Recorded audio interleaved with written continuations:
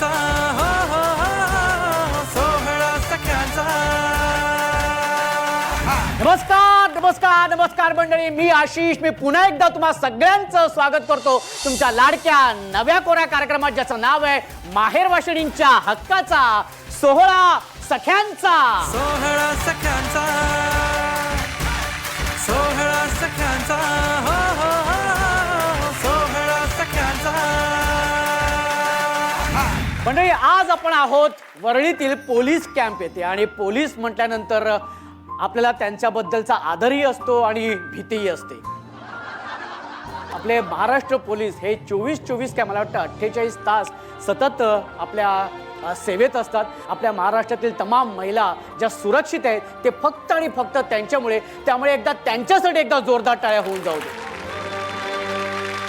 चला, सगळे आलेले आहेत, माहेर वाशिणी इथे आलेले आहेत. त्या सगळ्या माहेर वाशिणींबरोबर हा जो तुमचा माहेरचा धाकटा भाऊ आहे तो तुमच्या बरोबर तितकीच धमाल मजा मस्ती करणार आहे. तेव्हा सगळ्या तयार आहेत? नक्की. चला तर मग आपण आपला पहिला खेळ सुरू करूया, ज्याचं नाव आहे खेळ खेळूया खुल्लम खुल्ला. खेळ असा आहे की माझ्या हातामध्ये हा चेंडू आहे आणि मी जेव्हा हा चेंडू असा खाली टाकेन, खाली टाकला की सगळ्यांनी टाळ्या वाजवायच्या. समजा मी नाही टाकला तर वाजवायचे नाही, पण जर चुकून टाळी वाजवली तर तुम्ही आउट. पण जे ताई बाद होईल तिला एक पनिशमेंट आहे. ती पनिशमेंट काय ते त्यावेळेला मी सांगेन. तर खेळ कळलेलं तुम्हाला काय ते. हा, फक्त टाळ्या वाजवताना नुसत्या टाळ्या वाजवायच्या नाही, उडी पण मारायची. हा, हे हे असं करायचं. कसं? हा हा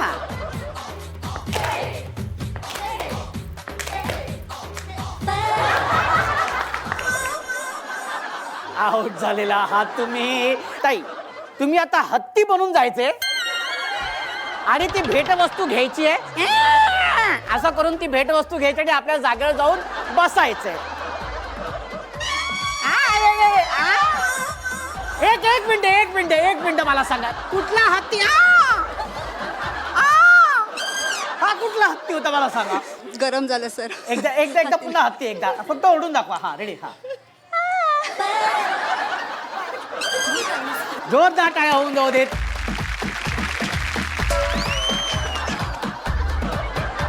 पनिशमेंट तुम्हाला अशी आहे की तुम्ही माकडासारखं चालत जायचंय. हा,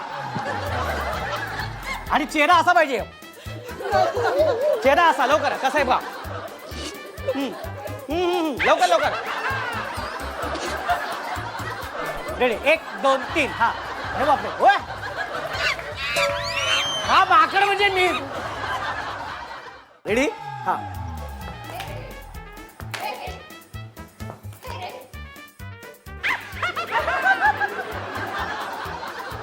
बाद झाले आहेत. हा, आणि आता पनिशमेंट तुम्ही कांगारू सारखं जायचं.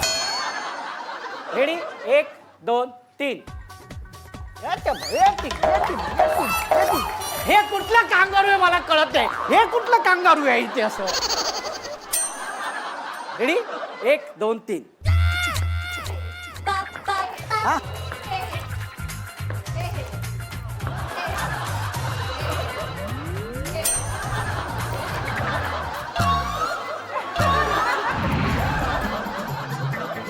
आता ताई तुम्हाला शिक्षा आहे. तुम्ही आता ना कुत्र्यासारखं जायचं. कुत्रा. हा, कुत्रा रागवलाय. लवकर. हा हा हा. बापरे. अरे बापरे. हा, नाही. अरे आता कुत्र्यात दगड मारलाय.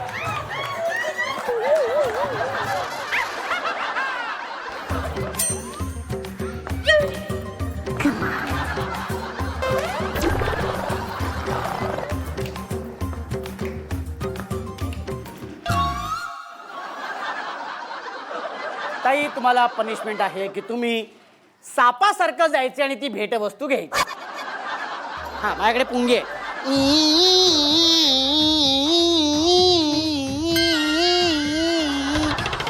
डोक्यावरनं काहीतरी घेऊन जात होते असं वाटलं.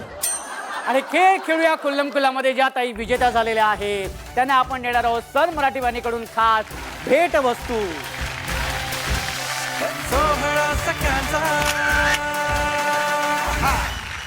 आणि या मजेशीर खेळानंतर आपण वळणार आहोत आपल्या पुढच्या भागाकडे. लग्नात पोटच्या पोरीचं नाव त्यांनी बदललं. लग्नात पोटच्या पोरीचं नाव त्यांनी बदललं. आईला आठवलं बारसं जेव्हा नाव तिचं ठरलेलं. एक घर ओलांडताना स्त्री ओळख बदलते. एक घर ओलांडताना स्त्री ओळख बदलते. कदाचित हेच स्वीकारताना माहेर तिला आठवते. कदाचित हेच स्वीकारताना माहेर तिला आठवते. माहेर म्हटल्यानंतर अर्थातच भावूक होणं साहजिक आहे.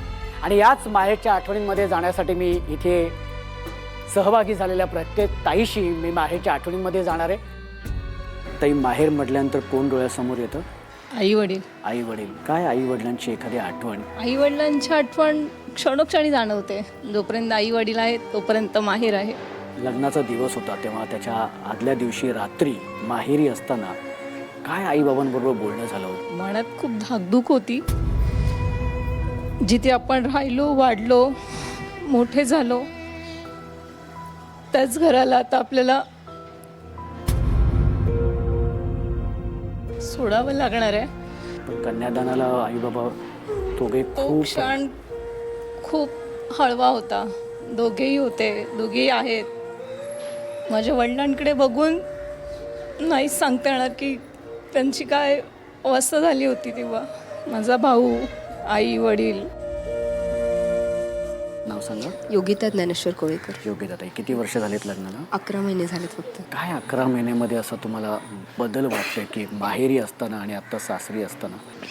जेव्हा आपण माहेरी असतो ना, म्हणजे कोणतंही काम किंवा काही असू दे, काही नाही ना वाटलं नाही करायचं मला, ठीक आहे, आईला सांगायचं नाही मला नाही करायचं आहे. आई ठीक आहे बाबा, तुला नाही वाटत आहे नको करूस. पण आता इथं तसं होत नाही ना. जेव्हा आपण सासरी असतो एक जबाबदारी असते आपल्यावरती. लग्न झाल्यानंतर ती जबाबदारी आपल्याला कंपल्सरी कंप्लीट म्हणजे एक्झिक्यूट करायचीच असते नाही का. माहेरी असताना कधी आई बाबांना आपण कधी कधी आपली चिडचिड होत असते, आपण पटकन काय काय बोलून जातो. पण जेव्हा सासरी आल्यानंतर कळतं की आपण हे नाही त्यावेळेला बोलणं पाहिजे होतं, आत्ता जाणवतोय. तर असं कधी वाटलं? खूप वेळा वाटतं. कारण की माझा स्वभाव असा आहे की मी पटकन राग व्यक्त करते नाही का. व्यक्त करू शकते, तो माहेरी करू शकते, पण सासरी नाही करू शकत.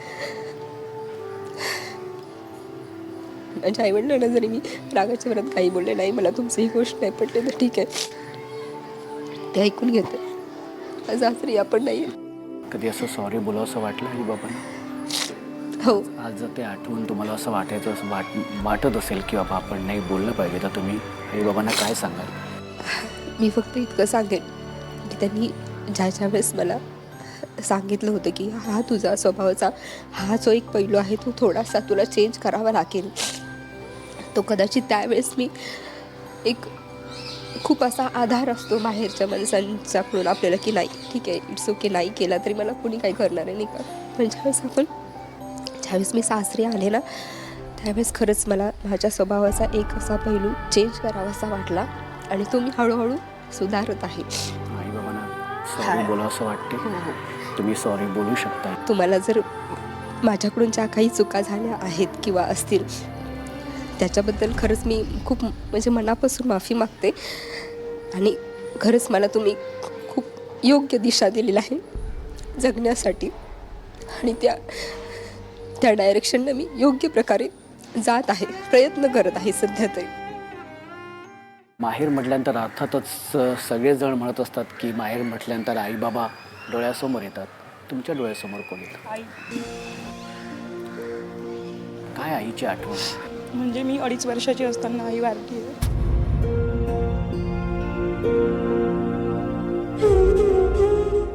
मग माझं सगळं काही माझे दादाच आहेत.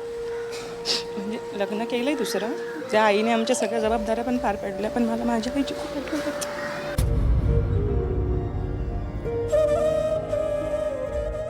असा येतो आईचा चेहरा डोळ्यासमोर येतो? मला आईच आठवत नाही.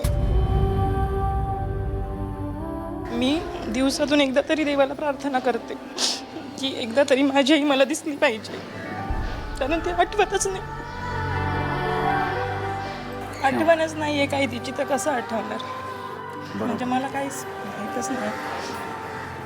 ह्या आईने सगळ्या जबाबदाऱ्या पार पाडल्या आहेत, पण काय असं हे ना काहीच नाही. सगळ्या मला एकच इच्छा आहे देवाची की एकदा तरी आई दिसली पाहिजे.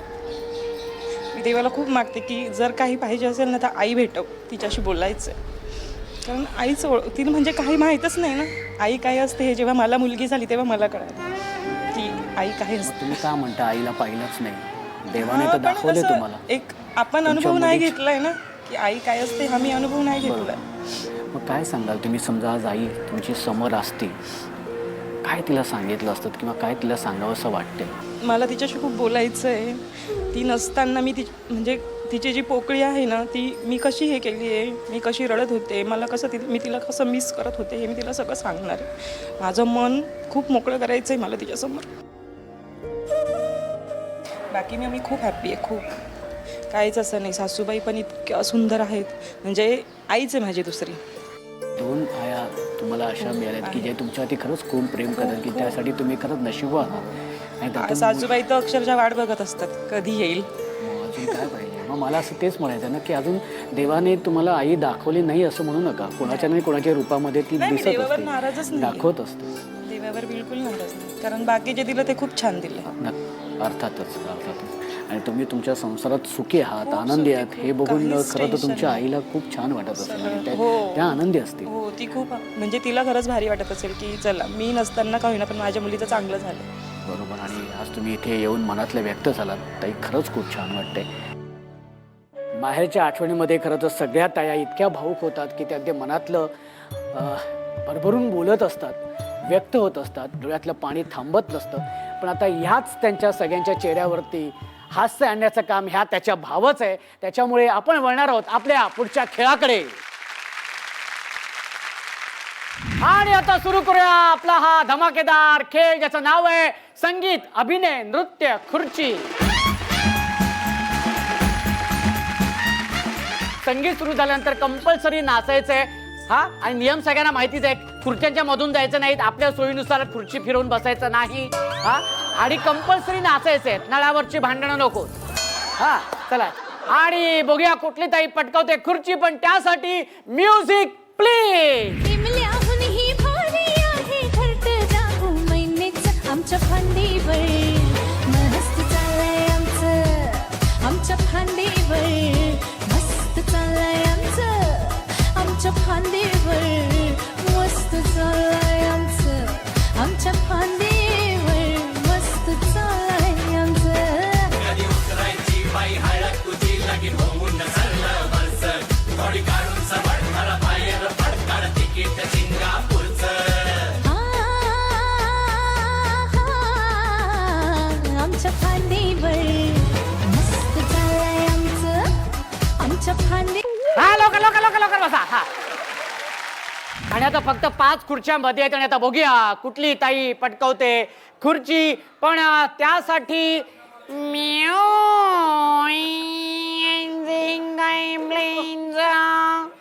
म्याऊ याव्या झिका पिझ्झा. पिझ्झा आता कुठून देऊ तुम्हाला? Music please. तेरा जालिया समिंदरा मंदी नखवा फस मुझे जालिया मंदी नखवा रे नखवा हटक तेरा जाल मुझे फस तेरे जालिया मंदी तेरी दीवानी हूँ फस मुझे जालिया मंदी टक तेरा जालिया समिंदरा मंदी. बघा हे असे मान हलवा, असे असे जोरात जोरात. Swim all around me. Don't know what I will do with the woman that swim all around. हा हा, लवकर लवकर लवकर. हा हा, इथे इथे. हा, माहिती द्या माहिती द्या. हा, लवकर लवकर. हा, बघूया कुठली सखी मिळवते ती खुर्ची. वाजवा की र. हे वेगळंच सुरू केलं याने. वाजवा की र. बरं ठीक आहे, वाजवा की. वाजवा की. आहे. अशा गोड गोजिरीला साजिरा पाहिजे, हिला मॅचिंग मॅचिंग मॅचिंग मॅचिंग नवरा पाहिजे, हिला मॅचिंग मॅचिंग मॅचिंग मॅचिंग नवरा पाहिजे. जरा केअरिंग पाहिजे, जरा डेअरिंग पाहिजे, जरा केअरिंग पाहिजे, जरा डेअरिंग पाहिजे, हिला मॅचिंग मॅचिंग मॅचिंग मॅचिंग नवरा पाहिजे, हिला मॅचिंग मॅचिंग मॅचिंग मॅचिंग नवरा पाहिजे.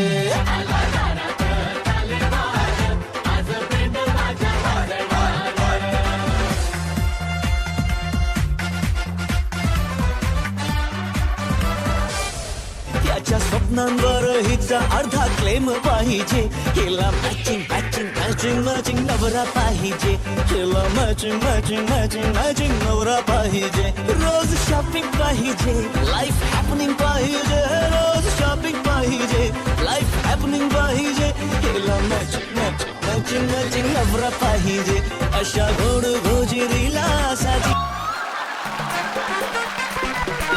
जोरदार टाळ्या झाल्या पाहिजेत. ताई तुम्हाला ही भेटवस्तू सन मराठी वाहिनीकडून. आणि त्यानंतर ताई तुमचं सुद्धा अभिनंदन. तुम्ही सुद्धा खूप छान नृत्य सादर करत होतात. ताई तुमचं खूप खूप अभिनंदन. तुम्हाला मिळते सन मराठी वाहिनीकडून ही भेटवस्तू. आणि ह्याच कपातून चहा आणि कॉफी प्यायची आहे, भाऊजींना द्यायची आहे आणि त्यांना म्हणायचं आहे हा घ्या कप आणि बसा.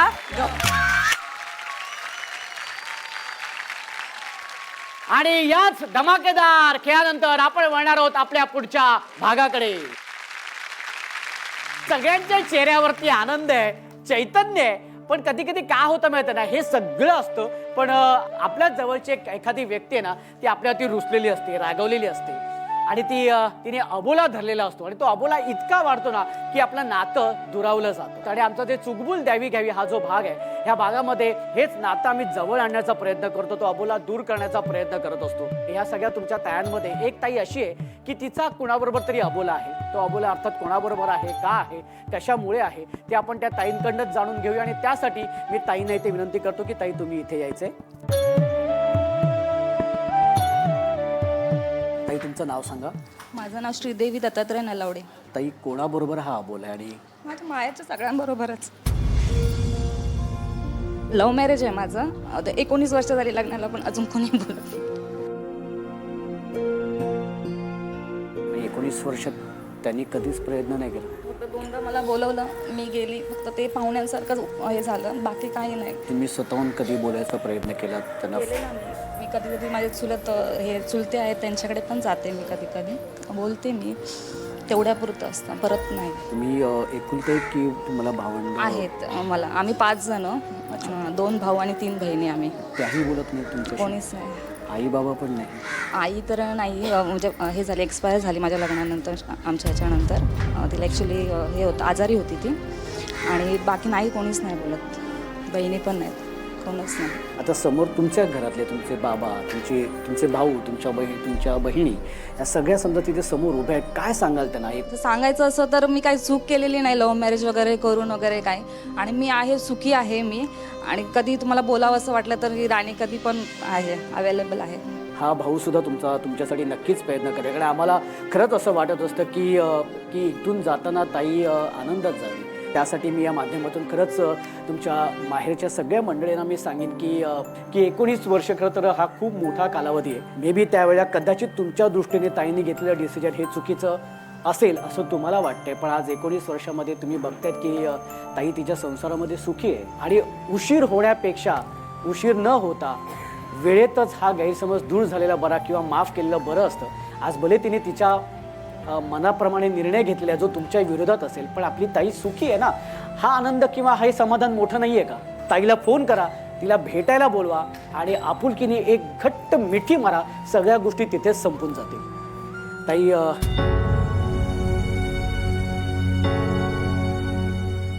ते फोनवर पप्पा नावाचं यायला मला खूप आवडेल. ताई नक्कीच मला खात्री आहे की हा भाग बघितल्यानंतर तुम्हाला तुमच्या माहेरच्या प्रत्येक व्यक्तीचा तुम्हाला फोन येईल. पप्पांचंच नाही तर तुमच्या भावाचं, तुमच्या बहिणींची नावं असतील ही मला खात्री आहे. आणि मी पुन्हा एकदा सगळ्यांना विनंती करेन की हा भाग बघितल्यानंतर की सगळ्यांनी कृपया सगळ्यांनी एक फोन करा, ताईला भेटायला बोलवा आणि मोठ्या मनाने माफ करा. बस मी एवढंच सांगेन. पण तुम्ही माहेरी आले तर तुम्हाला मी असंच पाठवणार नाही आहे. तुमची ओटी भरली जाणार आणि त्यासाठी मी ताईंना विनंती करेन की ताई तुम्ही इथे यायचं. संसारात रमले मी तरी माहेर आठवते, मनाला पाखरा संग ओटी भराया पाठवते. माय पित्याच्या ओढीनं लागे पदर पापणीला, माहेरा येण्यासाठी निरोप भावान धाड.